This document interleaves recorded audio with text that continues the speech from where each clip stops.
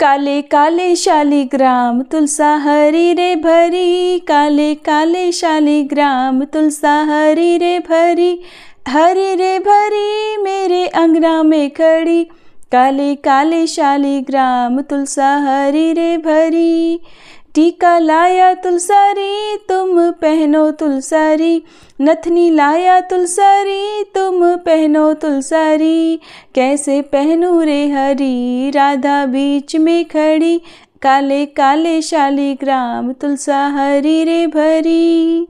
शालिग्राम हरि संग सजे तुलसी की होए वंदन, धन्य हुई धरती आज सुख पाए त्रिलोकी जन। आप सभी को तुलसी विवाह की बहुत बहुत शुभकामनाएं। आज देवउठान एकादशी के शुभ अवसर पर भगवान विष्णु के स्वरूप शालिग्राम जी और माता तुलसी के पवित्र मिलन का आयोजन किया जाता है, जिसे संपूर्ण सृष्टि आशीर्वादित मानती है। इस शुभ अवसर पर भक्तगण तुलसी जी के विवाह के माध्यम से अपनी भक्ति को नवजीवन देते हैं और तुलसी माता के साथ ही शालिग्राम भगवान जी का आशीर्वाद भी प्राप्त करते हैं। तो आइए श्रोताओं, आज तुलसी विवाह की इस दिव्य कथा का श्रवण करते हैं और तुलसी विवाह के इस पवित्र प्रसंग के हर पहलू को जानकर अपने जीवन में भक्ति और प्रेम का संचार करते हैं। प्रेम से बोलिए गणपति भगवान की जय, शालिग्राम भगवान की जय, तुलसी माता की जय।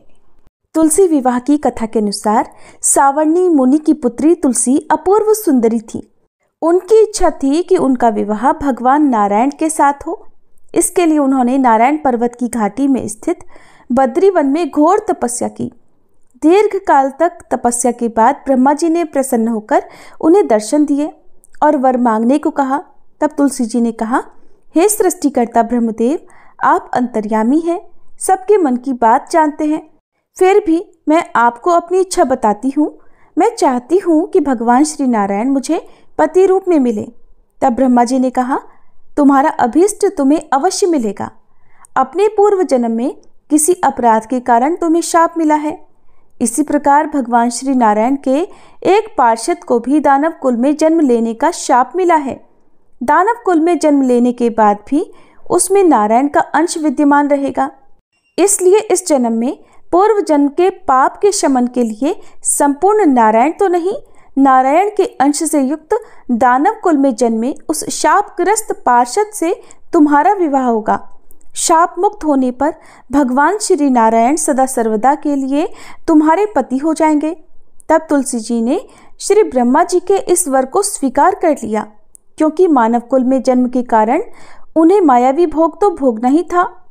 अब तुलसी बद्रीवन में ही रहने लगी। नारायण का वह पार्षद दानव कुल में शंखचूर्ण के नाम से पैदा हुआ। कुछ समय के बाद वह भ्रमण करता हुआ बद्रीवन में आया। यहाँ तुलसी जी को देखते ही वह उन पर मुग्ध हो गया। तुलसी जी के सामने उसने अपने साथ विवाह करने का प्रस्ताव रखा। इतने में ही ब्रह्मा जी वहाँ आ गए और तुलसी जी से कहा, तुलसी, शंखचूर्ण को देखो, कैसा देवोपम इसका स्वरूप है। दानव कुल में जन्म लेने के बाद भी लगता है मानो इसके शरीर में नारायण का वास हो। तुम प्रस्ताव को सहर्ष स्वीकार कर लो। तुलसी जी को भी लगा कि उनकी तपस्या पूर्ण हुई, उन्हें इच्छित फल मिला है। इस प्रकार शंखचूर्ण के साथ उनका गांधर्व विवाह हो गया और वह शंखचूर्ण के साथ उसकी पत्नी बनकर महल में आ गई। शंखचूर्ण ने अपनी परम सुंदरी सती साध्वी पत्नी तुलसी के साथ बहुत दिनों तक राज्य किया। उसने अपने राज्य का इतना विस्तार कर लिया कि देवलोक तक उसके अधिकार में आ गया। स्वर्ग का सुख भोगने वाले देवताओं की दशा अब दयनीय हो गई। शंखचूर्ण किसी को कष्ट नहीं देता था, पर अधिकार और राज्य छिन जाने से सारे देवता मिलकर श्री ब्रह्मा, विष्णु और शिवजी की सभा में गए तथा अपनी विपत्ति सुनाई। तब ब्रह्मा जी ने कहा, तुलसी परम साध्वी हैं, उनका विवाह शंखचूर्ण से मैंने ही कराया था। शंखचूर्ण को तब तक नहीं हराया या मारा जा सकता है जब तक तुलसी को न छला जाए। तब श्री विष्णु ने कहा, शंखचूर्ण पूर्व जन्म में मेरा पार्षद था। शाप के कारण उसे दैत्य कुल में जन्म लेना पड़ा। इस जन्म में भी मेरा अंश उसमें व्याप्त है। साथ ही तुलसी के पतिव्रत धर्म से वह अजेय भी है। फिर देवताओं की सहमति से भगवान शिव ने शंखचूर्ण के पास संदेश भिजवाया कि या तो वह देवताओं का राज्य लौटा दे या फिर उनसे युद्ध करे। शंखचूर्ण शंकर जी के पास पहुंचा और उसने कहा, देवाधिदेव, आपके लिए देवताओं का पक्ष लेना उचित नहीं है। राज्य का विस्तार करना तो हर राजा का कर्तव्य है और मैं किसी को दुखी भी नहीं कर रहा हूँ। आप देवताओं से कहिए कि वे मेरी प्रजा होकर रहें। मैंने आपका भी कोई अपकार नहीं किया है। हमारा आपका युद्ध शोभा नहीं देता, और अगर इस युद्ध में आप हार गए तो ये तो बड़ी लज्जा की बात हो गई। अगर मैं हार गया तो आपकी कीर्ति बहुत अधिक नहीं बढ़ेगी। शंखचूर्ण की बात सुनकर भगवान शंकर हंसे। वे तो सब रहस्य जानते थे। तुलसी और शंखचूर्ण के पूर्व जन्म के शाप की अवधि अब लगभग पूरी हो चुकी थी। भगवान शंकर बोले, शंखचूर्ण, इसमें कीर्ति और लज्जा की तो कोई बात ही नहीं। तुम देवों का राज्य लौटाकर उन्हें उनके पद पर प्रतिष्ठित होने दो। युद्ध से बचने का यही एकमात्र उपाय है। तब शंखचूर्ण ने कहा, मैंने तो युद्ध के बल से ही देवलोक को जीता है और कोई उसे केवल युद्ध के द्वारा ही वापस ले सकता है। यही मेरा अंतिम निर्णय है। मैं जा रहा हूँ। ऐसा कहकर शंखचूर्ण चला गया। उसने अपने राजमहल में वापस आकर अपनी पत्नी तुलसी को सारी बात बताई और कहा, कर्म भोग सब काल सूत्र में बंधा है। जीवन में हर्ष, शोक, भय, सुख, दुख, मंगल, अमंगल सब कुछ काल के अधीन है। हम तो केवल निमित्त है। संभव है कि भगवान शिव देवों का पक्ष लेकर मुझसे युद्ध करे। तुम चिंता मत करना, तुम्हारा सती तेज मेरी रक्षा करेगा। और फिर दूसरे ही दिन भगवान शंकर के नेतृत्व में देवताओं ने युद्ध छेड़ दिया। शंखचूर्ण ने भीषण बाणों की वर्षा करके उनका वेग रोका। उसके प्रहार से देवता डगमगाने लगे। फिर उसने दानवी शक्ति का प्रयोग करके मायावी युद्ध आरंभ कर दिया। युद्ध स्थल पर वह कभी किसी को दिखाई नहीं देता था, पर उसके अस्त्र शस्त्र प्रहार कर देवों को घायल कर रहे थे। देवगण अपने अस्त्र चलाएं भी तो किस पर चलाएं, क्योंकि कोई शत्रु सामने था ही नहीं। कई दिनों तक इस तरह भयंकर युद्ध चला। शंखचूर्ण पराजित नहीं हुआ। तब भगवान शिव ने श्री विष्णु से कहा, हे हरि, कुछ उपाय करो, अन्यथा मेरा तो सारा यश मिट्टी में मिल जाएगा। भगवान श्री विष्णु ने सोचा, बल से तो शंखचूर्ण को हराया नहीं जा सकता, इसलिए अब छल का सहारा लेना पड़ेगा।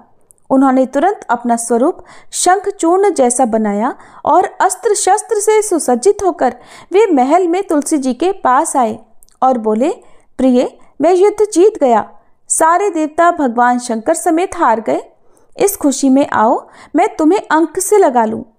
पति को प्रत्यक्ष खड़ा देख और विजय का समाचार सुनकर वह दौड़कर मायावी शंखचूर्ण के गले से लिपट गई। इस प्रकार पति पत्नी दोनों ने आलिंगन होकर खूब आनंद मनाया। इधर पराये पुरुष के साथ इस प्रकार के व्यवहार से तुलसी का सतीतेज नष्ट हो गया। उनका सतीतेज जो शंखचूर्ण की कवच के रूप में रक्षा कर रहा था, वह कवच नष्ट हो गया। अब युद्ध के मैदान में इधर शंखचूर्ण शक्तिहीन हो गया। ये जानते ही भगवान शंकर ने अपने त्रिशूल से उस पर प्रहार कर दिया। त्रिशूल के लगते ही शंखचूर्ण जलकर भस्म हो गया।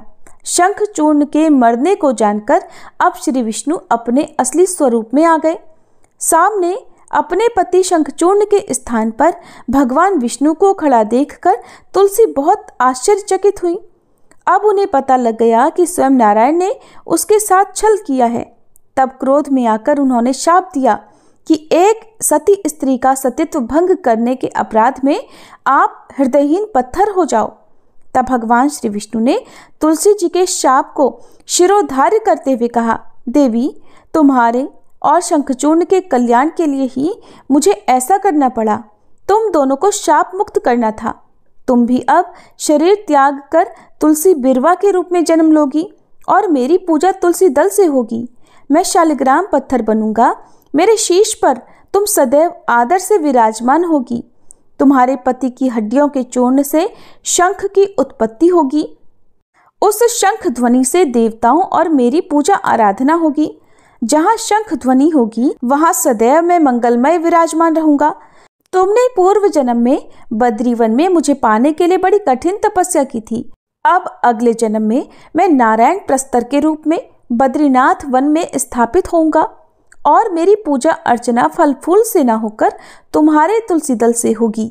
मेरे शीश पर विराजमान होकर तुम मुझसे भी ऊंचा पद प्राप्त करोगी और मेरा भोग भी तुम्हारे बिना स्वीकार नहीं होगा। प्रेम से बोलिए तुलसी माता की जय। श्री विष्णु भगवान की जय।